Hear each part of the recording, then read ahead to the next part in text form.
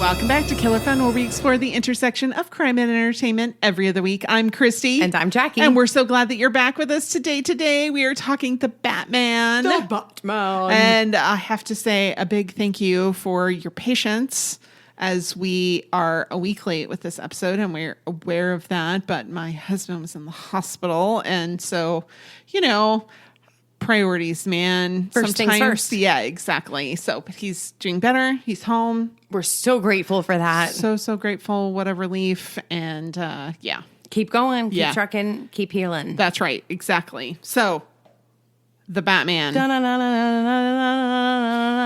Exactly. Batman!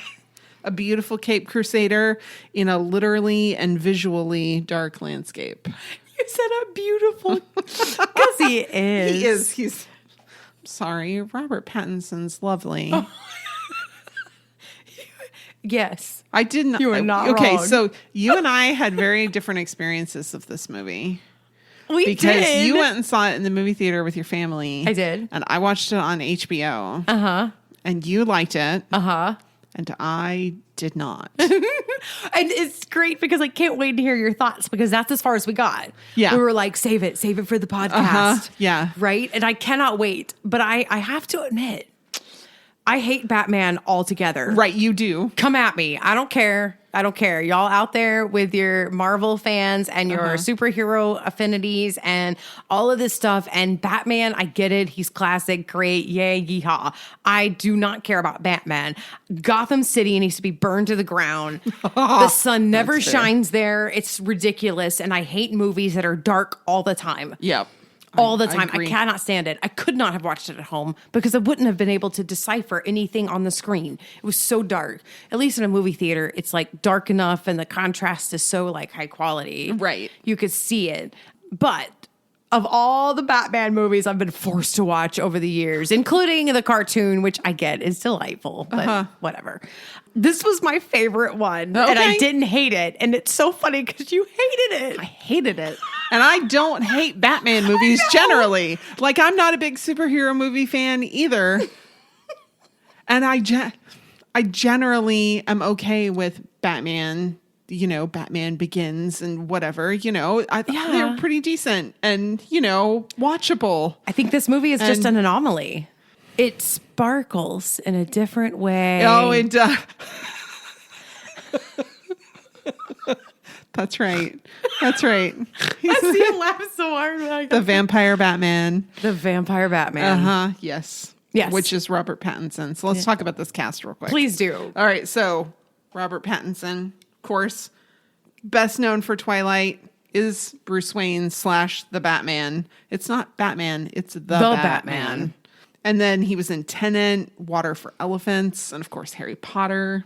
So that's how a lot of people recognize him. Then we have Zoe Kravitz as Selena Kyle / Catwoman. First known for her famous parents, Lenny Kravitz and Lisa Bonet. But she's pretty accomplished in her own right. She's been in movies, X-Men, Mad Men, the Divergent series, TV, Californication, Big Little Lies, the excellent High Fidelity on Hulu. So good. And this is not her first stint as Catwoman either. She was the feline femme fatale in the Lego Batman movie. Oh. Lobster Thermidor. I did not realize that. Mm-hmm. Okay, I have to admit that is the other Batman movie that I love. Oh, yes. Lego Batman is awesome. I mean, it's so funny. It's great. He talks so... I can't even do it right. But his it's karaoke piece at the end of like the first Lego movie, when he's like, "No parents, super rich, kind of makes it better." I sing that in my head a lot because it's so funny. Yes, it's a motto for life. It is. It's yes. That may be my favorite Batman movie. Yeah, definitely. Followed closely by the 1989 version, but we'll talk about that later. Okay. All right. So Jeffrey Wright is James Gordon. He's been acting since 1990, but what I recognize him from most is Bernard from HBO's Westworld. Okay, yeah. And he has actually been Batman before. What? Yes, there's an audio adventure podcast, The Eared Avenger, and Jeffrey Wright did the Oh voice. my goodness, I did not know that. Yeah, so there's all these people with these connections. It's called the Eared Avenger? No, I called it You the called Eared Avenger. Yes, I love I was that. like, yeah. Because he has ears. Because he has, I I always say this. I'm You're so- like, he made his costume and took the time to give himself ears. bat ears. I'm so It's glad that's silly. great. The Eared Adventure. I love that. There you go. I mean, I would suggest probably most Avengers have ears, but they're not so prominent. They're not so prominent because these little ears are cute. Uh-huh. They stick are. up. They're cute. They're off cute. the top of the head. Which is why Robert Pattinson's the only one who pulled it off really well. There you go. Okay, I There you go. digress. And then the rest of the cast is a veritable sausage fest of standout actors. Yes. Well, I mean, Paul Dano, though, I have to throw that out there. I mean, yeah. He's amazing. He was really good. Colin Farrell was good. John Turturro was really good. Andy Serkis, Peter Sarsgaard. Yeah. I mean, just across the board. But, Fantastic. I mean, a whole sausage fest, with the exception of Catwoman and a brief but important storyline involving Hannah Herzig as Annika. Women are window dressing at best yeah, at best. in this movie. Which is true of all the Batmans. Well, I mean, sure. Yeah. Sure. Sometimes they play a little more or less of a character. Yeah. And I think there was a Batgirl in a really horrible mid-90s. Yeah, I remember there being a Batgirl. Alicia Silverstone, maybe? Oh, yeah, I think it was. I'd forgotten all about that. Yeah, it was bad. Yeah, it was well, not it good. was not good. No. No, and not because But- Alicia Silverstone. I mean, she's No. great, but Yeah. Batgirl. Come on. I mean, whatever. Whatever. But I mean, just give them a good script. The script wasn't good. It's like we're going to make a Batman movie, and a lot of people are going to go see it. Yeah. Whatever. You know? If I had to pick a superhero-like character, Okay. I don't think whatever is a bad one, though. Sure. First of all, you do have cute ears. Yeah. Check. Yeah. You know, you get a cape and a cloak, and I love that. It's Okay. great. You Yeah. know, you can wear whatever you want to underneath, really. Kind of get away with it. Yeah. And second of all, by all means, if you were truly a Batman, you have like tons of like toys and flight. You can fly and rappel and do all of these fun things. And you have a cave. So it's the perfect introvert's character. That's right. Or an Cheers. ambivert. You know, they're good being out a little bit, but they have to have a place to retreat to. Yes. There you go. Yeah, I like that. Yeah. All right, so let's recap this. So there is no origin or rehash of the sad birth of Batman. Thank it God. assumes, yes, exactly. It assumes that it's common knowledge that the death of Bruce Wayne's parents is the impetus for the dark and lonely childhood of Batman. And we joined the Dark Knight about 2 years into his vigilantism. It's both familiar and fresh. I'll give it that. Familiar in that we recognize these characters, even if we only have a passing knowledge of the franchise. There's Batman and Catwoman, police liaison Gordon, beloved butler Alfred, villains who are probably mob adjacent, the Penguin, the Riddler, Carmine Falcone. But it's kind of fresh because Batman's still learning how to defend the innocent rather than frighten them further, which we see happen early in the film. He's doing that while finding the line about what is the appropriate amount of force to use with villains.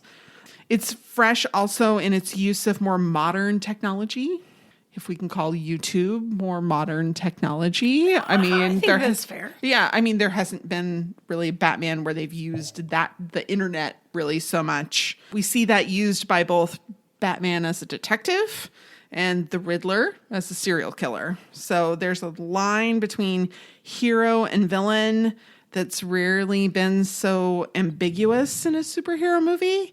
And I think most superhero movies have that delineation. It was very clear. Yes. And I didn't like the movie, but I could appreciate things about it. And that was one of the things I appreciated about it. Good. Yeah. I like that. So there we go. And that's true. Yeah.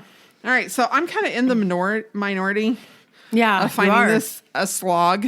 slog. A slog. Okay, 'Cause- tell me, hit me. I want to hear all about this. I cannot wait to hear your perspective. Go off. Gosh. Okay. So Rotten Tomatoes, 85% of the critics really liked it. 87% of audiences really liked it. Like I said, most people loved it. So Eric Francisco of Inverse, operatic, simmering, and replete with a smoky noir atmosphere, The Batman is an enthralling package of contradictions. Like, okay. Adam Naiman of The Ringer really liked it, and his only complaint was that they made it too obvious that there were going to be sequels. Ultimately, this Batman accepts the thankless, death-defying role he's stepped into and the sacrifices that go with it, but the choice would be more compelling if it weren't framed as a tacit acknowledgement of the inevitable sequels to come. Which I'm like, okay, but fair. Have you seen a superhero movie before? Like, is it not obvious? I know, but I mean, you know, it's obvious, but but they literally like spell it out. Like, it's they really did. like, Yeah. Can we not? We know it's coming. Just like we know that Batman was born because Bruce Wayne's parents died. Right, yeah. We left that bit out. Can we leave this bit out too? Yeah. Fair, okay. Yeah. That makes sense. So, Matt Brunson of Film Frenzy, it's fine. Do we need another brooding bat flick of this type? Not really. A little Vincent Price prancing around as the egghead would have been a welcome sight right about now. But given its assignment, it mostly gets the job done. Okay. Yeah. And then only Jeff Beck from the Blue Spot agreed with me. A remarkably weak screenplay that is ultimately turns into a repetitive, unengaging, and overlong slog. I agree. Yes. Okay. But and the New Yorker liked it, but they titled it it's fine. It's which is your phrase. Yeah. You love to say it's fine. It's you say it so much I start saying it. So it's fine. You know? And so it's fine. Yeah.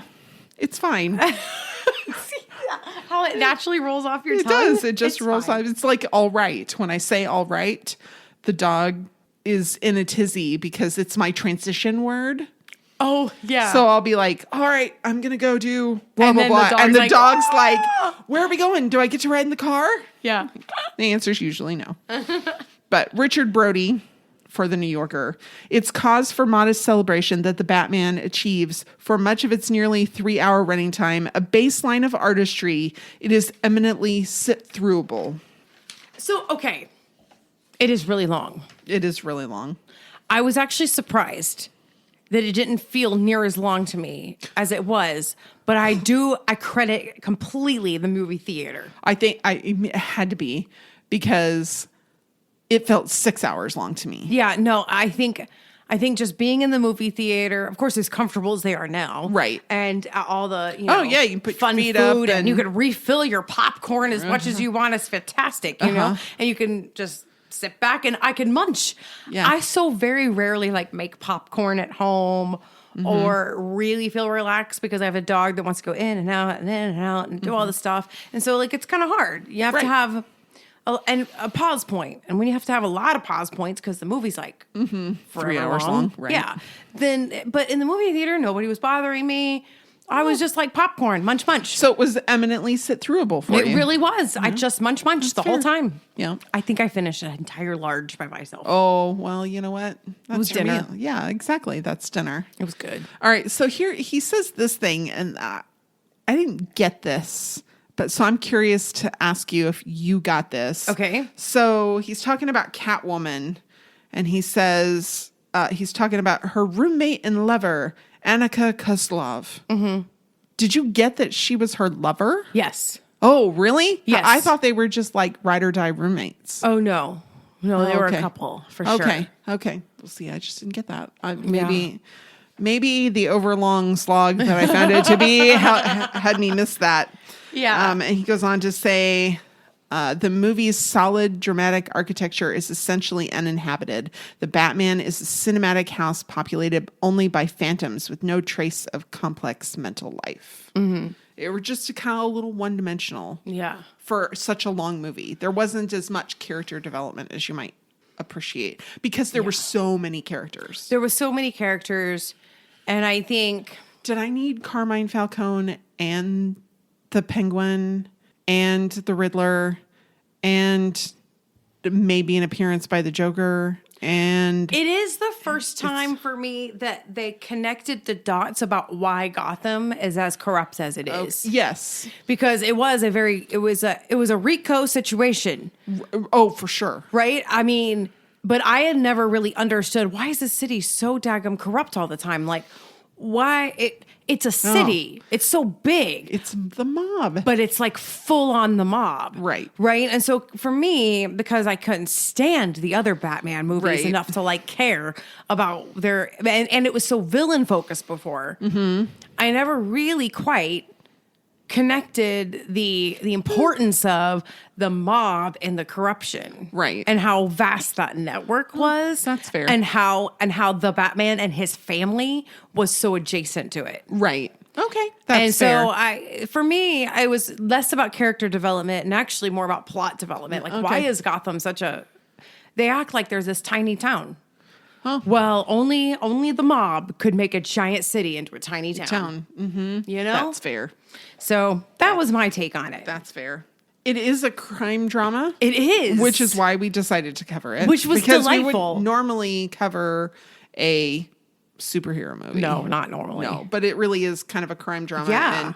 And Christy Lemire over at RogerEbert.com brought that up. She said the Batman is more akin to a gritty 70s crime drama than a soaring and transporting blockbuster.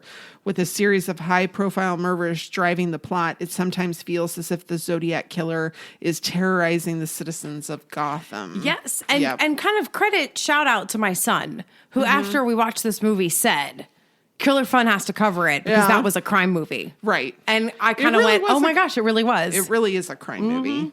And then Fiction Machine takes an issue with the ending. What, it's supposed to end? Okay, so Grant Watson talks about this. Here's the thing about Matt Reeves' The Batman. The film is great. It's impeccably cast with actors who absolutely shine in their roles. Fair. Is beautifully shot and wonderfully atmospheric. True. I agree. Even though I hate it. It's true. Yeah, right. Here's the thing about the Batman. It's all of those things until it simply does not know how to end. It's a victory of a story and a failure of a plot. Ooh. That I was like, yes. That's interesting. Like they did a good job of telling a story and showed how all of those things were connected, but they did it in such a way that it was too long. It was gave too much opportunity to lose your interest. And then it just kept going. It really was about an hour longer than I think it really needed to be. Yeah.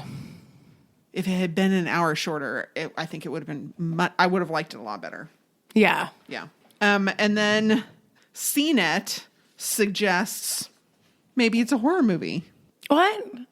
Okay, that's interesting, CNET. They said it's Richard Trenholm. It's more of a detective mystery than previous Bat flicks, borrowing in particular from David Fincher's serial killers, Seven and Zodiac. Yeah. And it's a gangster movie and a 70s conspiracy crime thriller and a relentlessly bleak film noir. Yeah. Absolutely. Most of all, though, the Batman is a horror movie. How so? This explicitly scary Batman film opens with a sinister scene of jaw-tightening suspense, adding serial killer scares, even a few dashes of torture porn. I was like, okay, because it did seem very like she's murdered, the Annika's murdered, and they're, Batman attacks the villain in the subway, but scares all the civilians. Yeah. There were a lot of things that were kind of like, it made you realize how scary it would have been. Like we normally in a Batman movie, when you see Batman comes in, all the regular people are like, oh, we're saved. Right. Instead, they were terrified. Instead, they were terrified. So I have to I think I took it differently, though. Okay. I think I took it as he's still struggling, like you said in the beginning, with the difference between justice and vigilantism. And he struggles with that. Right. Because so vigilantism is, you could debate it all you want to, but it's revenge. We're going to talk about it a lot. Oh, good. So, I saw him struggling between that, and you could see the anger in his eyes. Fair. And so that doesn't feel like somebody's there protecting you from a bad guy. It feels like somebody who's on the rampage and actually is going to take out justice as he sees it, no matter the civilian cost. Right. And and so it's interesting because this is the first time we've seen the people of Gotham rise up and be like, I'm tired of all you people. Mm-hmm. Who think you run this city. Right. Who are you to think you own this city so much that you can come rampaging and messing up our night because, instead of having any kind of trained response. Mm-hmm. And you can see the people of Gotham going, we've got to break out of this. We've got to have a better system. Right. And it's almost a bigger commentary on systemic issues. And so I kind of went down my nerd path. Big surprise. Oh, yeah. You mean you, who just graduated from Harvard with a master's degree, have a nerd path? You don't say. You don't say. And my nerd path was strong even before that. And now it's like, oh. Yeah. Well, your nerd path led me to this place. Uh-huh. Yeah. So I kind of went on this whole, sociological discussion. Oh. So I'm glad we're going to talk about it. Yeah. I'll try not to talk too much. Yeah, we will. I loved he was talking about Robert Pattinson as Batman, and he goes, Pattinson's Batman. Pattinson? Patman. I was like, I have to include those because, yes, Patman. Pattinson? Pattinson? Yeah. I love it. There you go. I thought it was like Edward Cullen as Batman. Yeah. I mean, Gotham is the right place for the Cullen family. There's no light. For real. I felt like if he stepped into the sun, Batman would have sparkled. Right. I kept waiting for him to do something like... There is that brooding thing that worked in the Twilight series because if you've watched that, that he's a brooding character, carries the weight of the world kind of person. Yes. And this was it's a heavy weight to be a vampire. It is, and try to be ethical. Yeah, an ethical vegan. Vampire. Of such.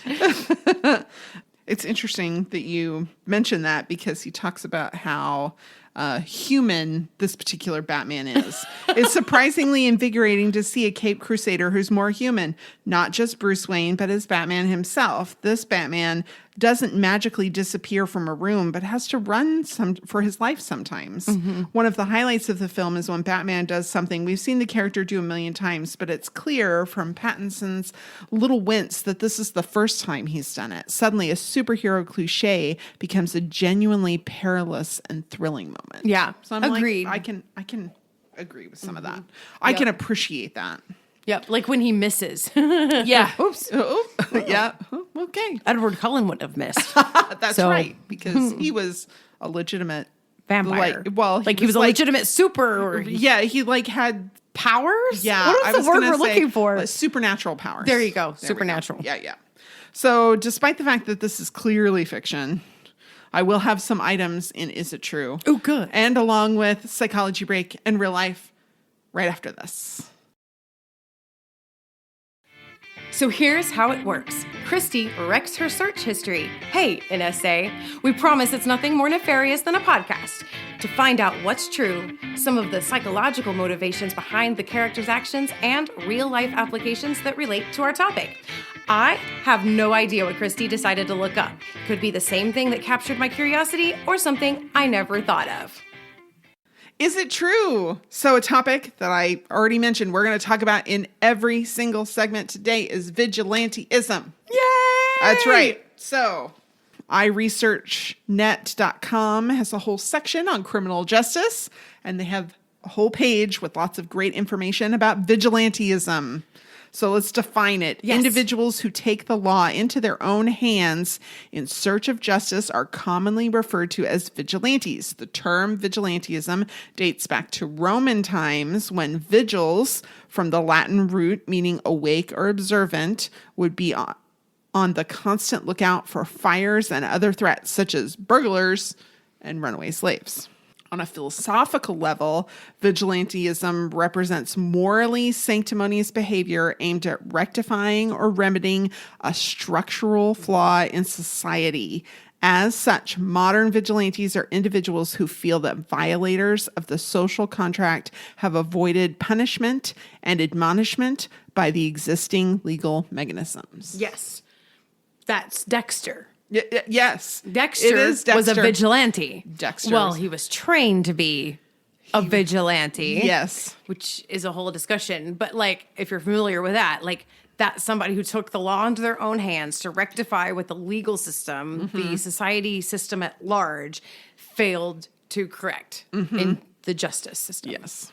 And it frequently has illegal methods, questionable practice that lead to these vengeance and justice. That's or the justice. Problem with it. Right. It doesn't work within the system as a sanctioned path. Right. Like that, like it's not like a plan B that's sanctioned, right? The problem is vigilantism has like a ends justify the means situation, which is why it becomes revenge. Yes, exactly. And some contributing factors within our society are things like Good Samaritan laws and a view on self-defense that you're entitled to that.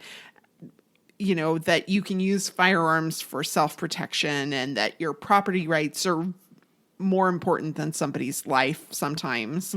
And it can really create this atmosphere where people feel like they have a right to do this as a means of protection.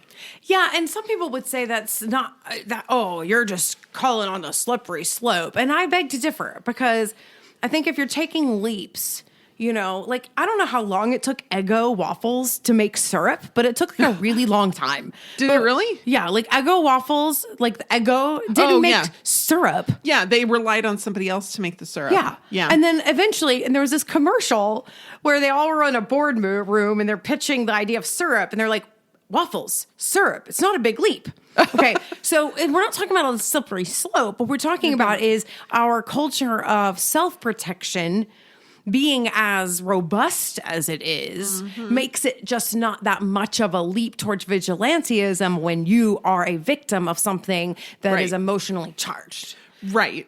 Or even if somebody that you know and care about, even if that's not somebody you know, I care about children. And so I'm going to feel like I need to take ownership over protecting them from XYZ threat that I see. Yeah, it causes it to feel like self-protection. I'm just protecting them. Right. But it's actually preemptive, which is why in a lot of ways. Right. It's vigilantism. It starts off with the target being that which already caused and then becomes a, you know. Yeah, I'm going to keep you from. Yeah, and keep others from or whatever. But also it doesn't work within the justice system. So there's no checks and balances. It's just, so it's a debatable thing though. Cause I understand why people feel like, listen, you know, I can do this. I can be the one. And it feels like very much a lot of times like that the law can't do anything until something bad has already happened. Oh, and that's very true. And it is true, but it's also like, you know, we can't do the thought crime from, you know, whatever that movie was. Oh my gosh. Minority Report. Minority Report, right. Pre-crime, exactly.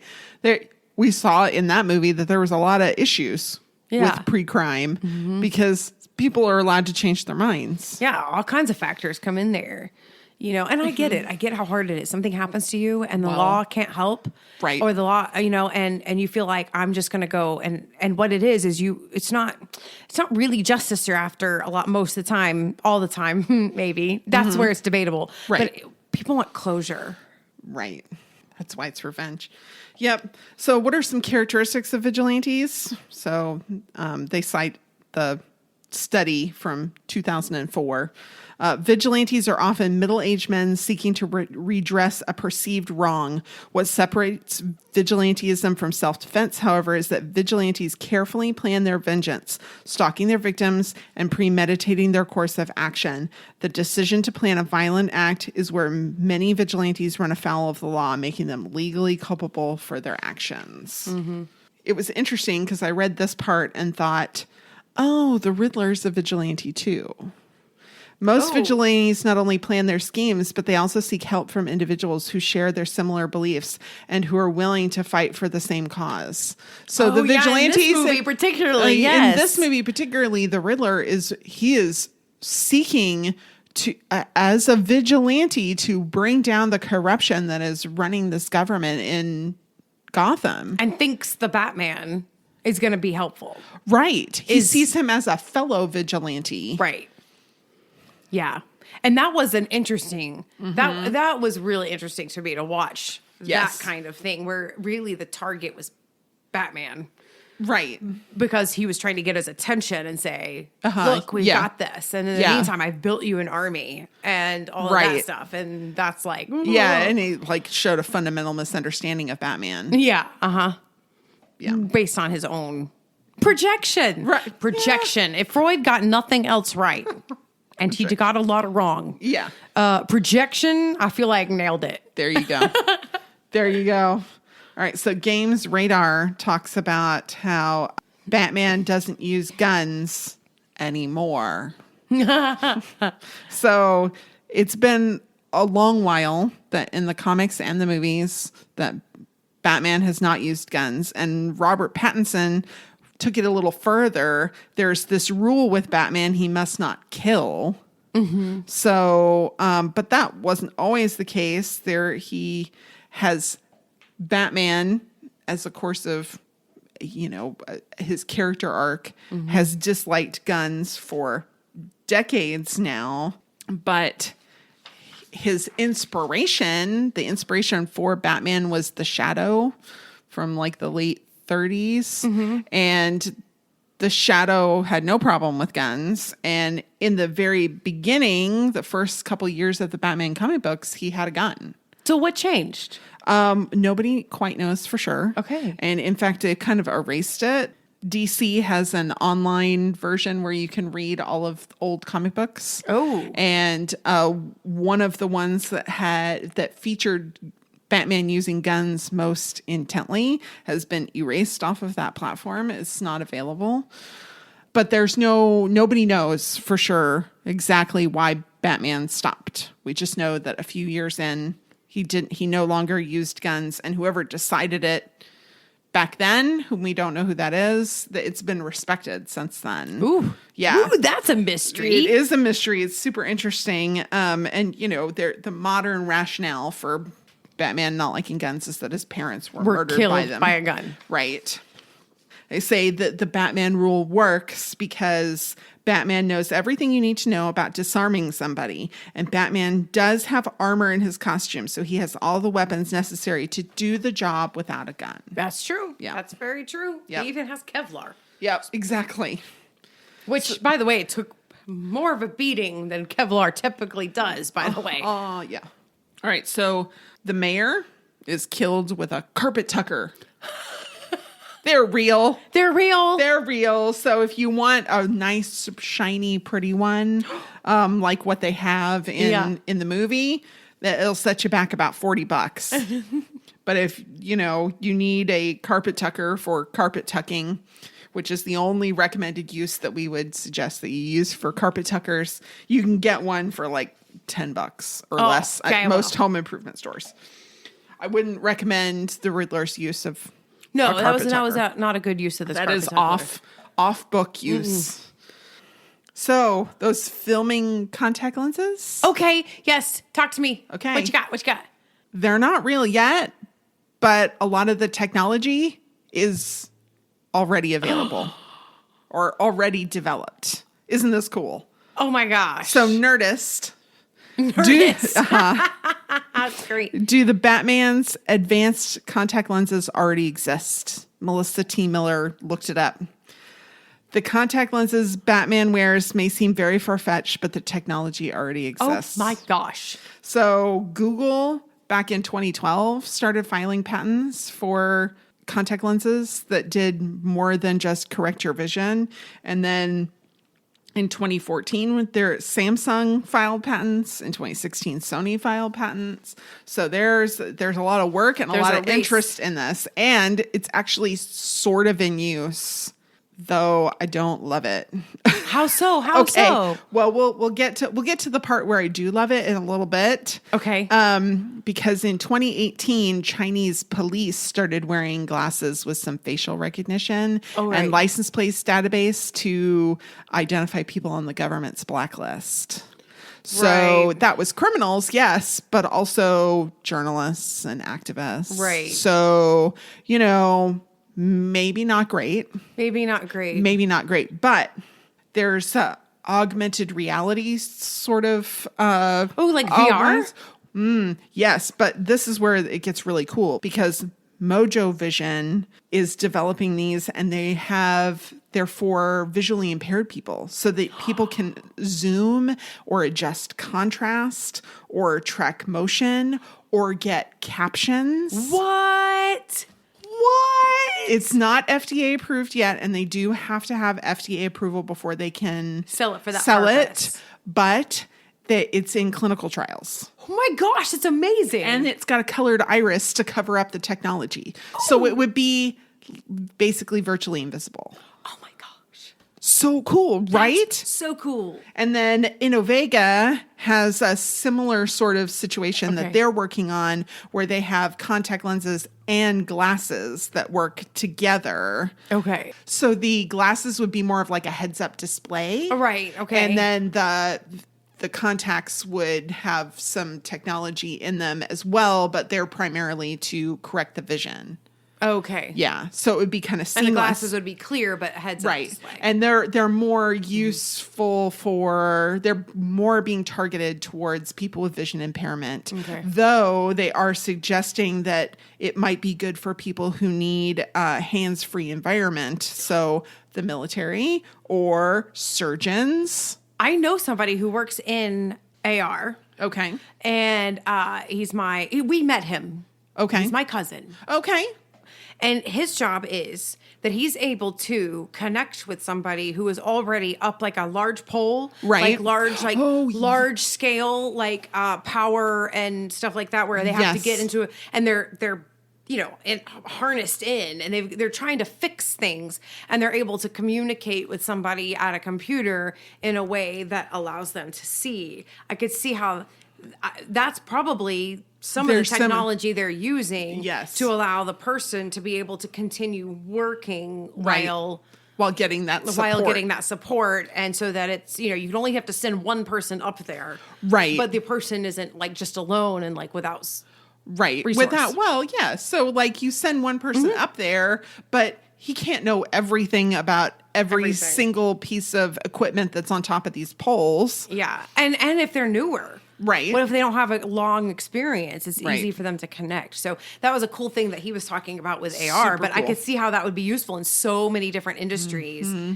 Yeah. Of course, if you go to Amazon, you can get the Amazon glasses, that have little certain things that they do. And you can get glasses that will record. Mm-hmm. I actually looked at them before I went on a trip. I was like, ooh, wouldn't it be cool if I could video what I see as I'm walking around? And I'm like, no, I'm just going to make myself sick. Oh, yeah, no. And they were expensive. And I was like, it's not worth it. Yeah. But it was interesting. But yeah, some of the heads-up displays that different glasses do, and with the headphones. Yeah.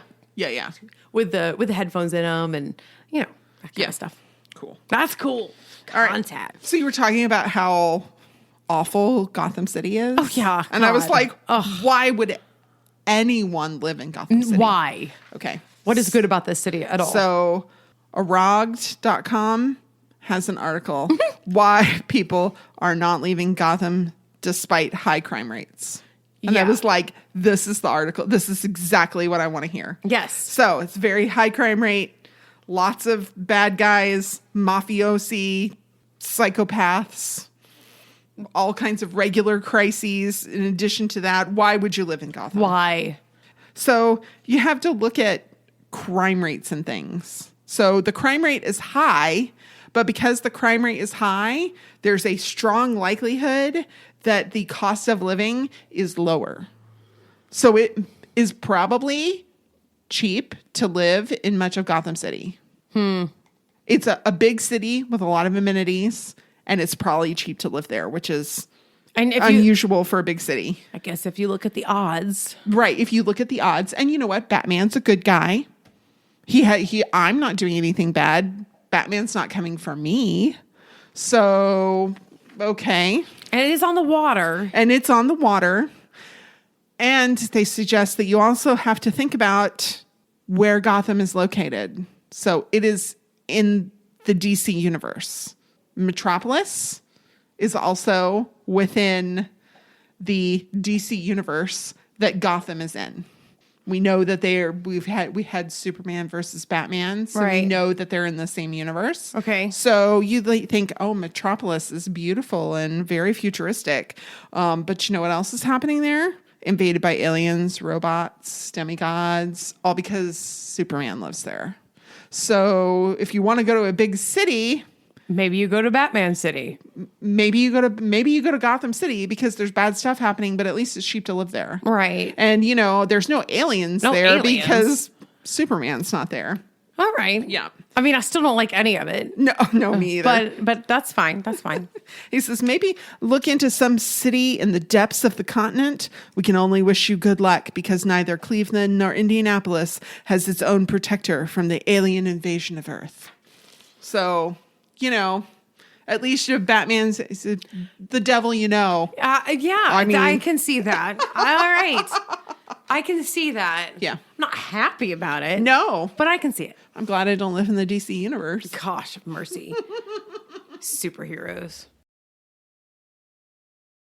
All of the sources that we use to inform our discussion here on Killer Fun Podcast can be found on our social media. Join us on Facebook at Killer Fun Podcast, exploring the intersection of crime and entertainment.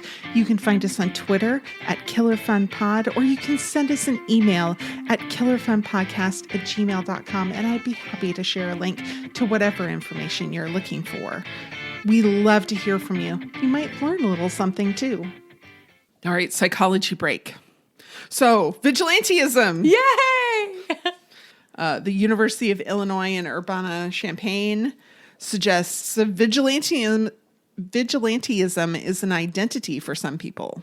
Yeah. According to research. Yes. Oh, please. Oh, talk more about this. Yes. Okay. So there was a study in the Organizational Behavior and Human Decision Processes Journal that supports the idea that some people, vigilantism is a personal identity that spurs them to act in certain circumstances and reinforces their positive self-regard. Yeah. It's purpose. And so now, granted, this study was self-reported. Mm-hmm. It was people from New Zealand, India, and the U.S. Okay. 1 in 5 of these self-reported people strongly endorsed vigilantism as an identity. Ooh. It's a lot. What do they mean by endorsed it as an identity? Okay.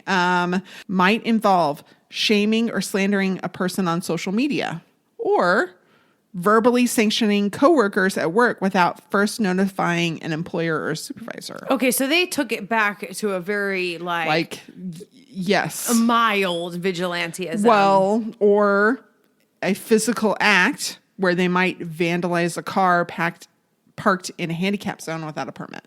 Yeah. So if all of that was lumped together as examples, though, yes, somebody might be on a spectrum of, right. I totally think it's okay to call somebody to the carpet, blah, blah, blah. Mm-hmm. But I wouldn't vandalize a car. I might call the cops for that one. Right. So some people might be on a spectrum, but isn't that the issue? That's the issue. Yeah. Well, and that's the issue, is these little things can lead to bigger things. But most often they don't. Mm-hmm. In the social society, we are responsible for keeping, blessed are the peacekeepers, we want to, and by that, most people mean justice, not avoiding conflict. But I'm saying people might feel okay, it is my responsibility to go and say something. Mm-hmm. Most of the time, though, the person who is in a mindset where I'm gonna call them to the carpet is so emotionally charged that what they say is not really actually effective. It just escalates. Right. Exactly. So except me, I'm a total nerd. When I get mad on social media, I write essays. And then nobody reads them, and it ends the not conversation true. every time. Well, that's not true. I always read You them. read And them. I read them and really appreciate all You of your do. like nice words. And You read them. We'll talk about it later.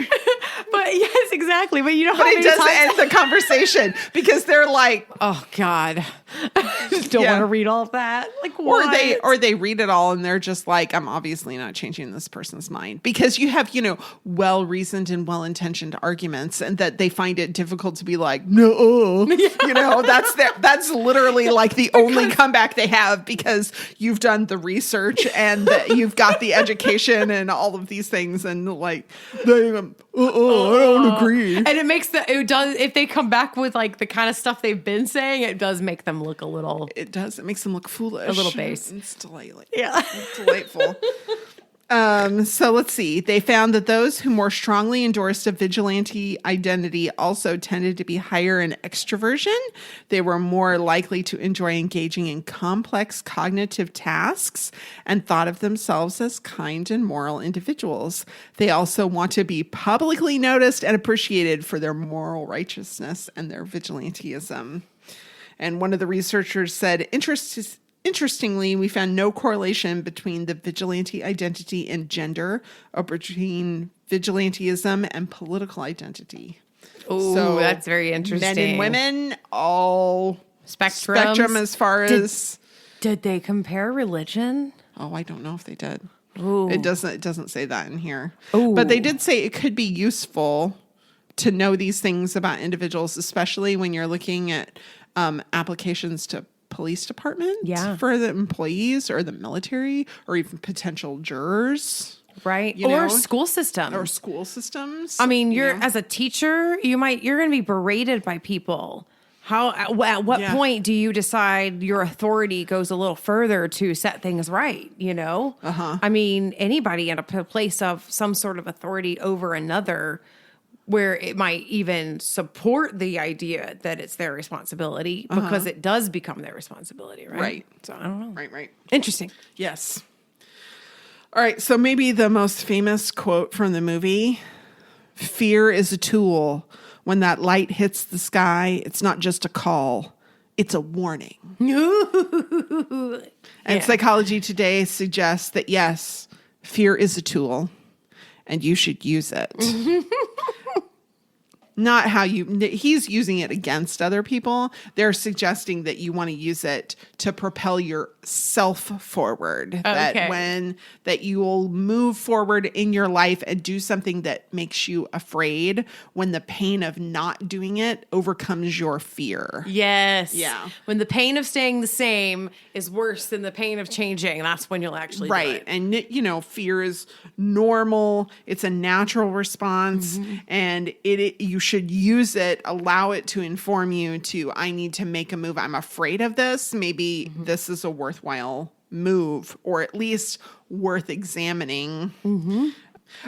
And they suggest at the end of this article, it's just well worth a read. Failures and fears aren't obstacles in your path. They are your path. So what you're afraid of is maybe the thing you need to move toward. And think like a scientist. Life is an experiment to which there are no failures, only results. I love it. I love it too. I love it. I thought it was great.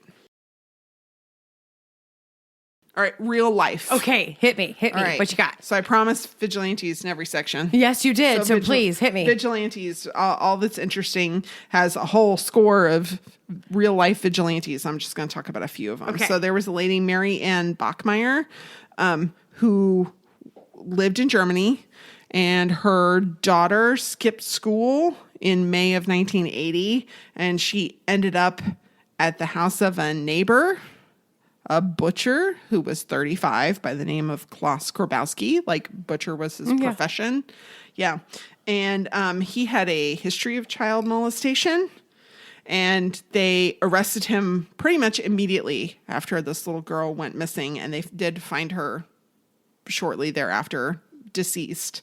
But Grabowski made this claim that the little girl tried to blackmail him by saying that she was going to tell her mom he molested her unless he gave her money. She was 7. I'm sorry. No.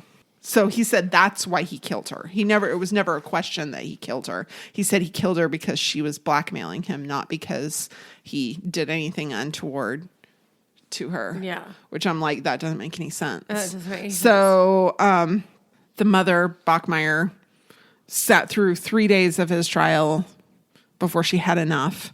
And she smuggled a Beretta pistol into her purse and shot him 8 times. And he died in a pool of blood. Wow. Right there in the courtroom.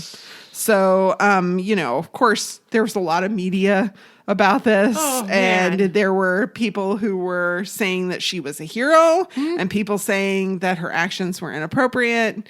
And in 1983, she was convicted of premeditated manslaughter and spent 6 years in prison. But wow. Yeah. Yeah. Wow.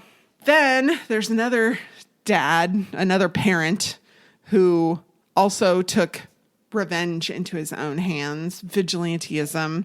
There was a karate instructor in Baton Rouge, Louisiana in 1984 named Jeff Doucette, and he was well trusted by the people in his karate class, both parents and children.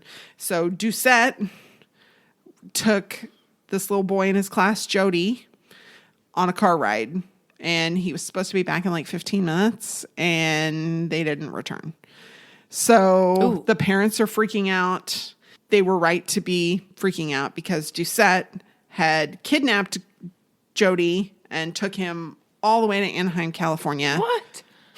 Doucette shaved his beard, dyed Jody's hair.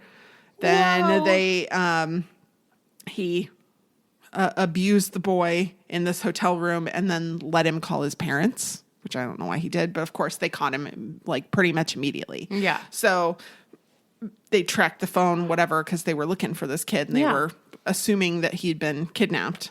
So Jody is returned to his parents, and Jody's dad, Gary Plache, was really, really mad, as you might imagine.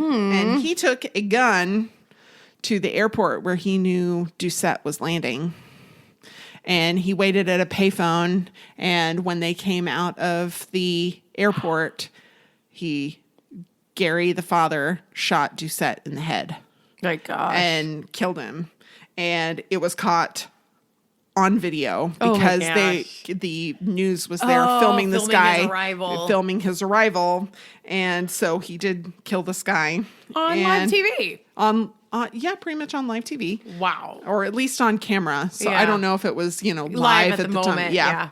But, so he stood trial for murder, but had a really lenient judge and ended up with a 7-year suspended sentence, 5 years of probation, and 300 hours of community service. Wow. Which seems like 2 wrongs don't make a right, maybe? Yeah, 2 wrongs don't make a right. I get it.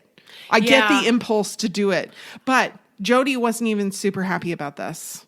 11 years old. He said, I did not want Jeff killed. I felt like he was going to jail, and that was enough for me. Right. Well, and of course, but a parent, it's hard for a kid to understand what it does to a parent. Right. So, right. Even if they're a better person at that moment, like sometimes I waffle on because it's not, because the parents were held accountable. Right.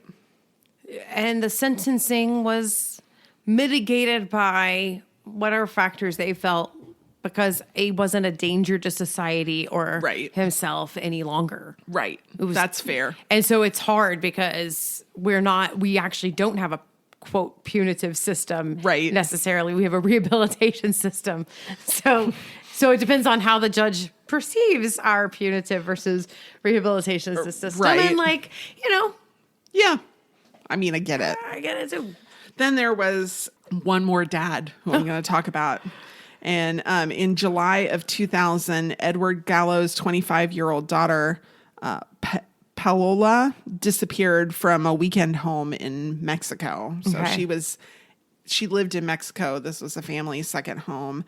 The father was contacted for a ransom right after she was kidnapped. He pulled it together, over $18,000, pulls it all together, gives it to him, and then they find the daughter dead like a week later. Oh. So they'd already killed her.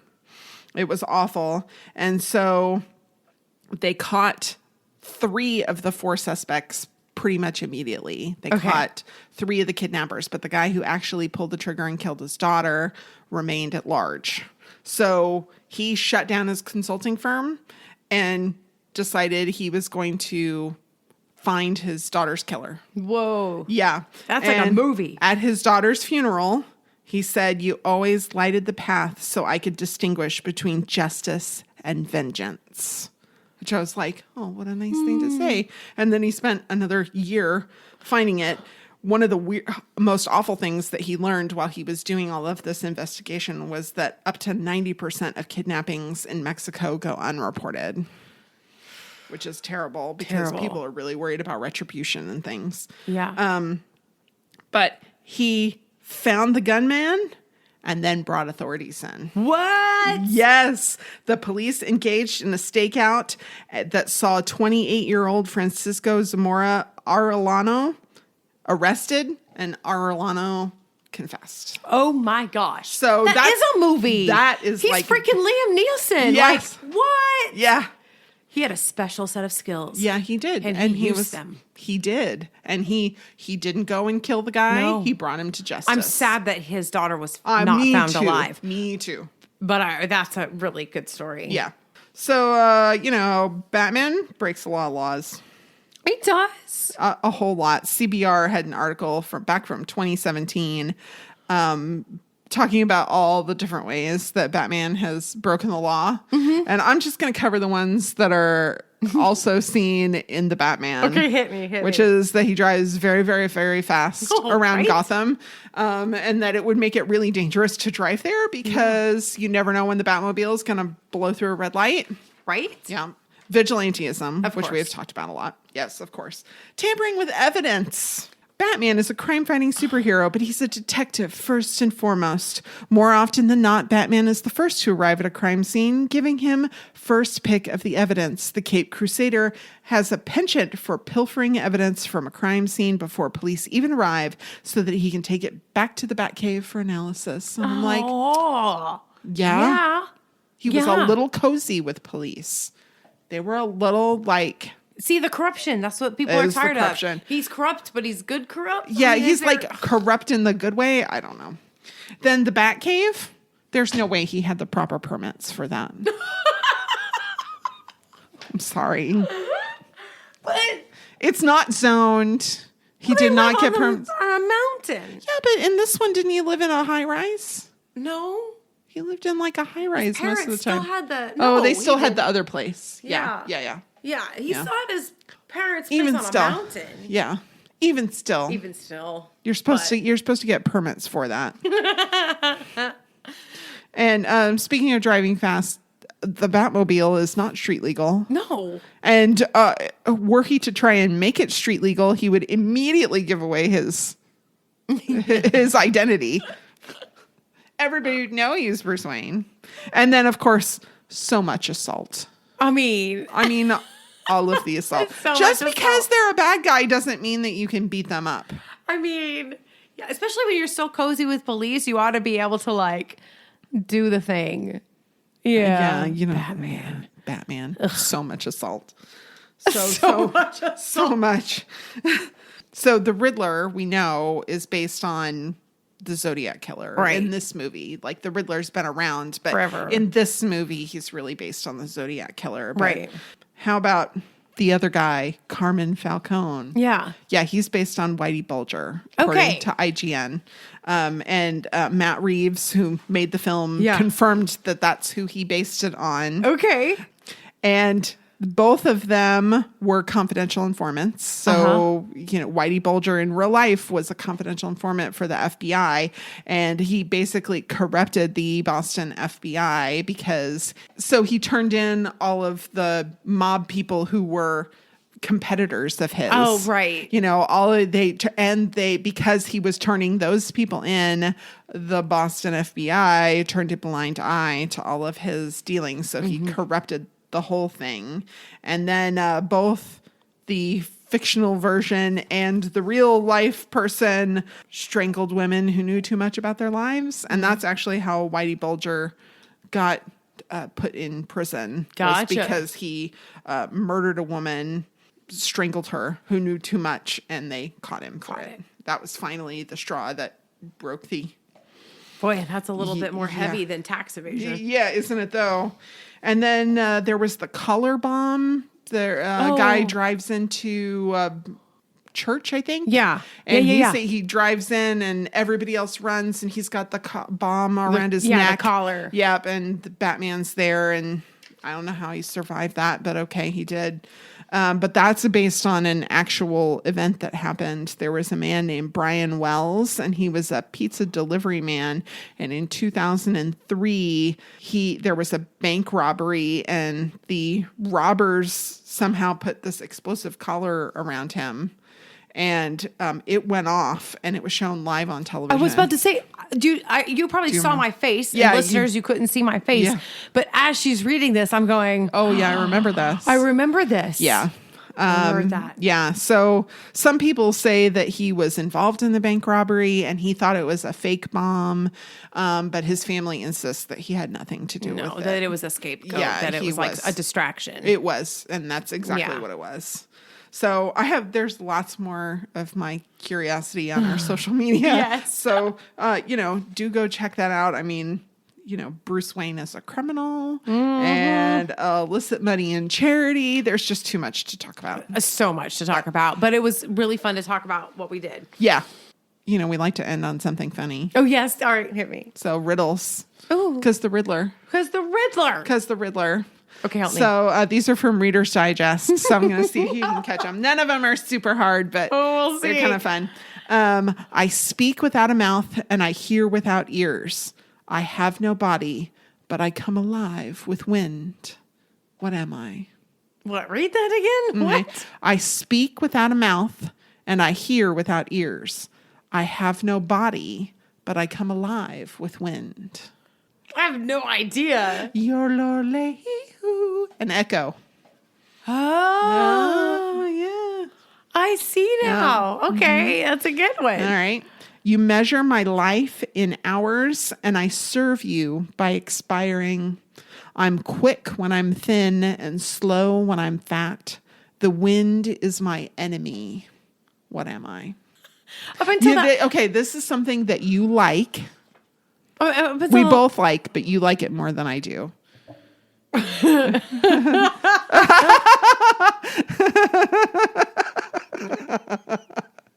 Jackie can't contain her thoughts.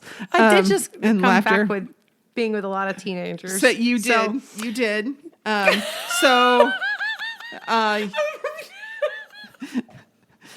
Don't read it again. They might have more than one wick. Candles. A candle. That's right. They last longer when they're fat. I get it. I get it. Up until that last part, I was thinking like it was a what do you call it? A little timer thing with the sand. I I have one. yes. I have a beautiful one. Shaped like an hourglass. I was like, it's shaped like an hourglass. That's exactly what it is. What disappears as soon as you say its name? Apparently, I really suck at riddles. That's all right.